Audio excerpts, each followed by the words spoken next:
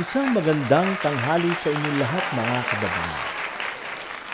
Kumusta po kayo? Ako ay excited dito habang naghihintay sa ibabalita na nahuli na si Pastor Kibuloy. Yan po ang hinihintay natin. Pero until now, mukhang wala pa rin. Talagang mahirap hanapin itong pastor. He's very elusive. Ang sinasabing Diyos ay nagmistulang daga. Dahil pinapaniwalaan po ngayon na siya ay nagtatako sa bunker or underground po. Naghukay po sila. It was designed para dun siya magkubli. Kung darating yung panahon na siya ay tutugisin or kung may maghahanap sa kanya, doon siya kukubli. Siguradong malalim. Kaya mahirap hanapin. Mga kababayan, bago po tayo magpatuloy ay gusto ko pong batiin ang ating mga masugid, ang ating mga avid followers and subscribers. Marami pong salamat. Sana po patuloy po kayo sa panunood sa aking mga videos na inilalabas. Thank you so much po sa inyong sa mga aking mga bagong subscribers. Likewise, yung mga dati ko ng subscribers, maraming salamat. Excited nga po tayo na alamin kung kumusta na ang pagsa-search ng Philippine National Police. Tayo po'y we're hoping and praying na sana mahuli na ang puganteng pastor. Dahil napakarami po ang apektado nito.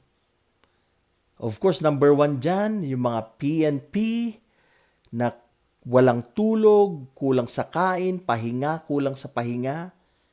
At ganun din po, kawawa din po yung mga members ng KOJC. Ako po'y nanonood kanina sa video ni Arlene Stone. Siguro kilala naman po nyo si Arlene Stone, isa ding nagbablog at siya po yung ex o dating membro ni Kibuloy. At she was presenting po yung layout na yung suspectya po nila na lugar na kung saan narinig po nila yung tinatawag nilang heartbeats. So may na-sense po yung gadget or yung machine na kung saan very sensitive po ito. At na-sense nga po niya yung heartbeats daw po ng 8 katao. Yan ang nakita po nila sa gadget o sa machine. At habang kinukwento po niya or pre-present niya po yung she was trying to describe yung lugar po, ay napag-alaman din po natin dito na meron po pala yung mga na-rescue ng mga pulis na kung saan mga bata, mga minors na hindi na sila umuwi sa kanilang mga tahanan. It was so sad. Napalayo sila sa kanilang pamilya, sila'y napaniwala, they were indoctrinated by Kibuloy at hindi na sila umuwi sa kanilang mga tahanan. At mabuti na lang po, na-rescue po ng ating mga PNP. So, panibagong kaso na naman po ito na talagang isasampa nila against Kibuloy. So, parami ang kaso ni Pastor Kibuloy, patong-patong na po ngayon. Kaya hindi ko po alam kung paano niya po lulusutan to, pero I think delikado na po. Mahirap niya pong lusutan to. So yan, pinakita niya po, dun po yung pinaniniwala ang kinalalagyan niya ngayon. At ayon po kay Arlene Stone, na lumilipat-lipat din po yung kanyang location. So, ibig sabihin, siguro sa ngayon, nagpapanik na rin po sila underground.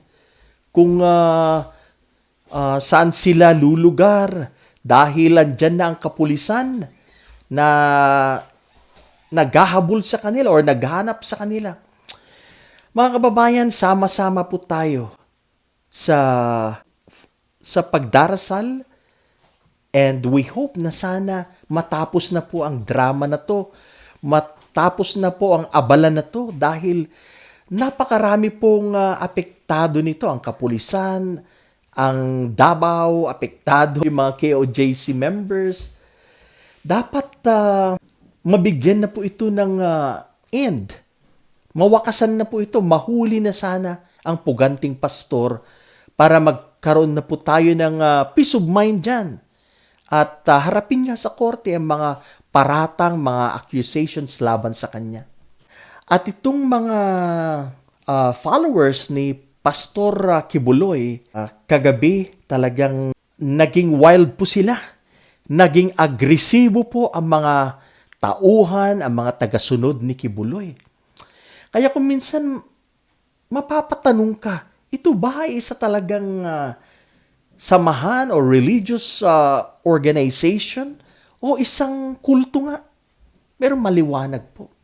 Sa mga pag-uugali ng kanyang mga miyembro, nagwawala, naging agresibo, nananakit. Meron pong isang pulisan na sugatan. I'm not sure kung isa or more than one. Dahil po sa pagiging agresibo ng isang miyembro ng KOJC. Kaya mga kababayan, naging wild po sila. Nagsunog po sila ng tire at they were chanting, yelling, ginugulo po nila ang mga kapulisan para po malito sila at they were hoping na maitakas nila ang kanilang puon, ang kanilang pastor. Yan po ang maliwanag dyan. Kaya makikita po natin na andyan ang mga KOJC members na mga pasaway, hinaharang po nila ang kapulisan. Napakaganda po sana kung ang mga pulis ay talagang they could freely do yung kanilang operations na walang mga nanghaharang, walang mga nakikialam ng gugulo ng mga members. Alam niyo po, maximum tolerance po ang pinapairal ng PNP. Napakaswerte nyo dahil ang mga pulis ay hindi gumamit ng kamay na bakal. Napakaswerte nyo. Otherwise, nako, kung ginamitan lang kayo ng kamay na bakal, siguro delikado. Baka marami pong masasawi dyan. Mabuti na lang at ang ating mga pulis ay still naiisip pa rin nila ang kapakanan ng mga tao. Ang mga pulis ay hindi marahas, kundi nais nilang panitilihin ang pagiging peaceful at gusto nilang payapa ang pagsiserve ng warrant of arrest. So ngayon, pinaghahanap pa rin ng puganting pastor at ako po'y na-excite. I've been waiting sa mga news, I've been going over sa mga balibalita, hoping na ang ibabalita ay Pastor Kibuloy nahuli na. You know, yung mga kagaya po niyan. Pero ngayon, wala pa talagang malalim po yata. Malalim, hindi po nila mapinpoint kung saan ang daanan ng lagusang yan papunta sa ibaba. Pero positive, very confident po ang ating kapulisan, lalo na po si General Torre. By the way, kudos to our General Torre sa kanyang tapang. Hindi siya nagpatinag sa mga nagwawalang DDS, mga COJIC members. Hindi po siya nagpatinag dyan, hindi po siya natakot. Talagang ang loob niya. Talagang malakas ang loob ni General Torre. Kaya saludo kay General Torre.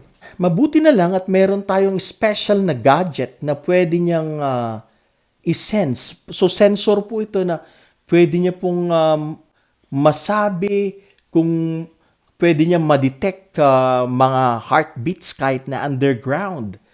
Mabuti na lang at meron yan at positive po sila. Alam po nila na andyan si Pastor Kibuloy. Ngayon, ang challenge nga lang po nila is kung how to get there. Kung paano pumunta po sa bunker na yan. Saan ang lagusan, saan ang daanan. Yan po ang pinag-aaralan nila. Pero alam niyo po mga kababayan, nakikita ko dito na pag nawalan na po sila ng pasensya, I think talagang kung saan po yung nakikita nilang direksyon, baka po ipahukay na yan sa backhoe. Baka gibain na yan at butasan para makalusot po sila going underneath. Para masundan po nila yung heartbeats na yan. At alam po natin, even I myself, ang feeling ko po, sila na po yan. Dahil sabi, 8 heartbeats, ibig sabihin, 8 puso. Talagang tumitubok-tibok. Labdab, labdab, labdab. Talagang parang in love pa rin si Pastor Kibuloy. Heartbeats. Alright. So yan, mga kababayan, so ipagdasal natin na sana wala pong masaktan, sana hindi man lalaban. Yan po ang we're hoping and praying na sana mapayapa ang pagkakahuli sa kanya ay hindi dadanak ang dugo, hindi bloody. Sana po matapos na to dahil sawang-sawa na ang taong bayan. At kami puyat na na rin dito sa paghihintay. Yan po. At isang comment po sa mga taong magugulo, mga chaotic members of Kibuloy, ang mga COJIC members o KOJC members. At mga DDS na rin dahil iisa po yung mga yan, sama-sama yung mga yan, mga KOJC members, DDS Mindanao or DDS Davao, iisa po yung mga yan. Ang masasabi ko lang dito, na hindi kayo magtatagumpay sa inyong pinagsisigawan at binabalak, maitim na balak na labanan ng gobyerno. Nako, kawawalan kayo. Mag-isip-isip kayo dyan. At para sa akin, I won't side the Duterte. I won't side Kibuloy. Dahil alam kong sila po ang side ni Kibuloy, siya may kasalanan. Siya ang pinaghanap ng batas. Alangan naman napapanig ako sa kanya. Alangan naman napapanig ako sa mga Duterte na malapit o kaibigan ng mga Kibuloy. So, gaya po ng nasabi ko noon, hindi po yan magtatagumpay dahil hindi kayo suportado ng totoong masang Pilipino. Totoong masang Pilipino. Kayo ay, it's only a small portion. Kumbaga, napakaliit lang na porsyento ang that you're representing. Diyan lang sa Davao. Hindi naman kayo ang totoong masang Pilipino. Kagaya na nakita natin nung people power nung panahon po ni President Cory Aquino. Yan, hindi. Kaya walang susuporta sa inyo. Ano lang yan? Sa inyong teritoryo lang yan. Pero hindi yan tatagal. May-extinguish, parang apoy na may-extinguish din po yan. Hindi yan tatagal. Lalo na po pag ang gobyerno na ang gumalaw, ang Pangulo na mismo ang nagpahayag para patigilin ang mga taong nagwawala. Wala kayong magagawa dahil silang nasa kapangyarihan, silang nasa puder. At tama lang naman na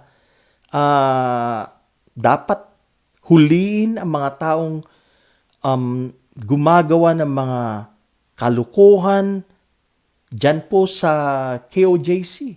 Ang administrasyong Marcos ay nagpapatupad lang ng batas.